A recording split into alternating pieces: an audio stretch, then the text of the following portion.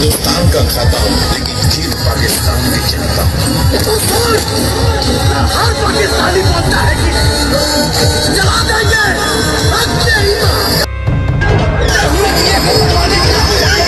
गुजरात की बात करते हैं, जहाँ पर रामनवमी की शोभा यात्रा के दौरान हिंसा हुई। साबरकांठा जिले के हिम्मतनगर में 2 गुटों में झड़प खबर सामने आई और रामनवमी की शोभा यात्रा के दौरान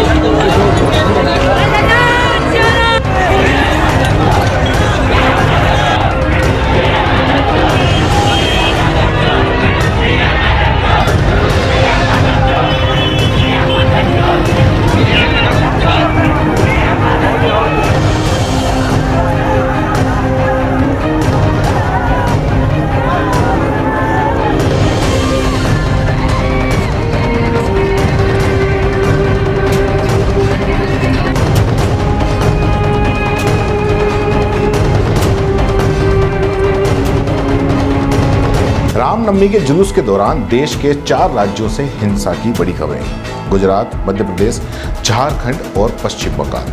हर जगह खबरों के डिटेल अलग अलग हैं, लेकिन डीजे पर बजते गाने, हाथों में तलवारें लेकर नाचते युवा और अपमानित करने वाले नारे हर जगह एक ही हैं। दंगा भड़कने की वजह लगभग हर जगह एक ही है। नई युवा पीढ़ी जो नए तरह से तैयार की गई है, वो अब नए नारों के साथ आ गई है। इन रैलियों में जो गाने डीजे पर बजाए जाते हैं, वो सुनने के लिए कम और सामने वालों को प्रोवोक करने के लिए ज़्यादा बजाए जाते हैं। इन युवाओं का जोश और डीजे की धुन मुस्लिम बस्तियों में ज़्यादा हो जाती है, अपने आप ही ज़्यादा हो जाती है। जहां मस्जिद दिखे वहां तो कहने ही क्या। 4 राज्यों में दंगे हुए, चारों की रिपोर्ट भले अलग अलग हो, लेकिन टीवी में एक ही हेडलाइन के साथ में ये दिखाई गई, रामनवमी की शोभा यात्रा पर पथराव। दंगों के बाद जो उकसा रहा है वो ही पीड़ित पक्ष बन गया। और मध्य प्रदेश सरकार ने हिंदुत्व में अपने नंबर बढ़ाने के चक्कर में ना सुनवाई की, ना आरोप और ना ही कोई रिपोर्ट, सीधे कार्रवाई, वो भी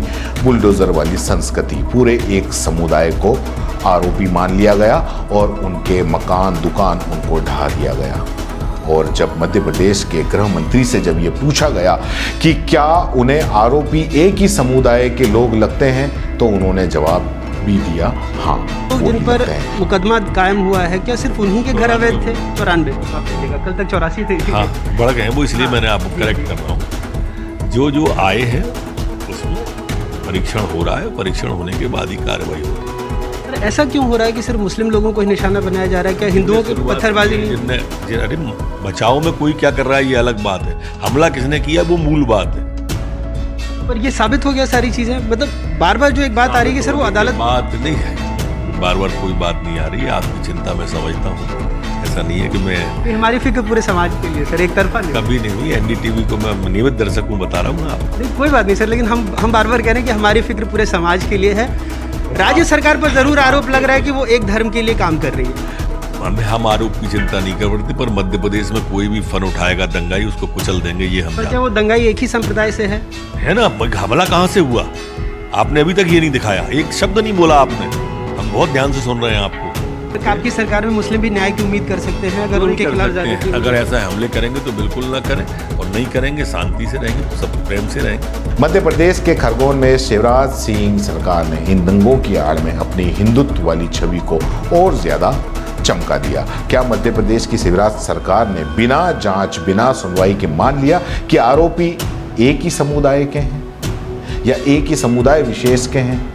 हालांकि उनके गृह मंत्री ने इसका जवाब दे दिया, लेकिन फिर भी क्या यह मान लिया जाएगा? क्या यह पहले से तय था, इसलिए अगले दिन ही 48 मकान गिरा दिए गए? क्या दंगों में सिर्फ मुसलमानों का ही हाथ था? 48 निर्माण जिन पर बुलडोजर चलाया, क्या उसमें सभी धर्म के थे? क्या पत्थर एक ही धर्म के लोगों ने चलाया? क्या शिवराज सरकार इस बात का भरोसा दिला सकती है कि कार्रवाई धर्म को देखकर नहीं की जा रही है? क्या खरगोन प्रशासन ने लाठी तलवार जैसे हथियारों को लेकर जुलूस निकालने की इजाजत क्यों दी? क्या खरगोन प्रशासन ये दावे के साथ में कह सकता है कि मुस्लिम इलाके में रैली निकालना बहुत ज़्यादा जरूरी था? क्या ये भी दावा कर सकता है या ये भी कह सकता है कि जब मुस्लिम इलाकों में रैली निकली गई तब ना कोई नारे लगे और ना ही कोई डीजे पर उकसाने वाला गाना बजा और ना ही तलवारें लहराकर उकसाया गया? इसका जवाब ना तो खरगोन प्रशासन दे रहा है और ना ही उन शहरों का प्रशासन जहां पर दंगे हुए, जिनके पैटर्न बिल्कुल एक ही थे। आरोप भी समान है, रैली पर पथराव हुआ, जो सीधा दर्शाता है कि मुसलमानों ने ही पूर्व नियोजित सुनियोजित तरीके से रैली पर पथराव किया, जो कि मीडिया के अंदर सीधा सीधा दिखाया जा रहा है। खरगोन में कपिल मिश्रा जैसे लोग भड़काऊ भाषण देते हैं, वो किसी को नहीं दिखता, वो कहीं मीडिया में चलता भी नहीं। बाकी कई जगहों से वीडियो आते हैं, मस्जिदों के ऊपर भगवा फहराया जाता है, डीजे पर भड़काऊ गाने बजाए जाते हैं, मस्जिदों के आगे तलवार लेकर युवा नाचते हैं, गाते हैं, डांस करते हैं। पुलिस प्रशासन बस इंतजार करता है इस बात का कि कब सामने वाला भड़के और ये सारी चीजें चलें।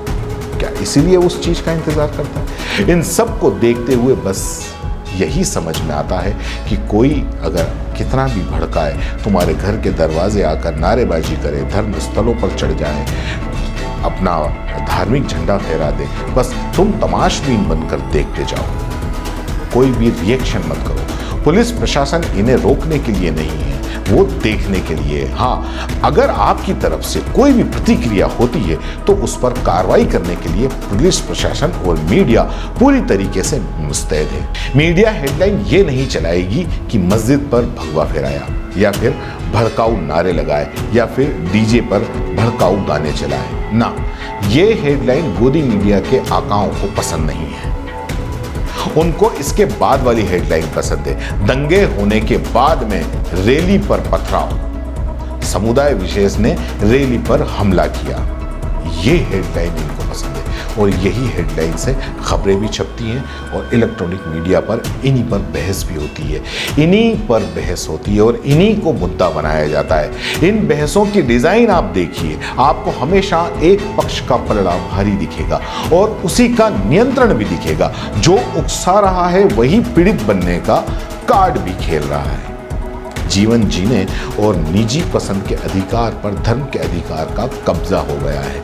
ऐसा लगता है कि इस देश में इस अधिकार को लागू कराने वाली संस्थाएं नहीं बची, न रोकने का नैतिक बल बचा है। और इन दंगों की अगर रिपोर्ट लिखवाना है पुलिस में, तो एक समुदाय विशेष के लिए ये कितना मुश्किल हो गया है, यह आप समझ ही नहीं सकते।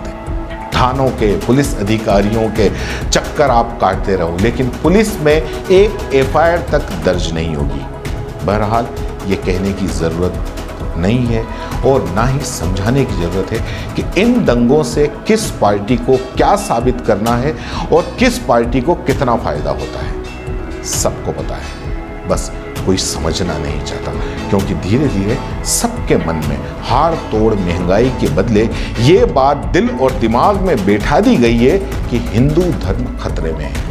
इसलिए बस तमाशा देखो, कुछ बोलो मत।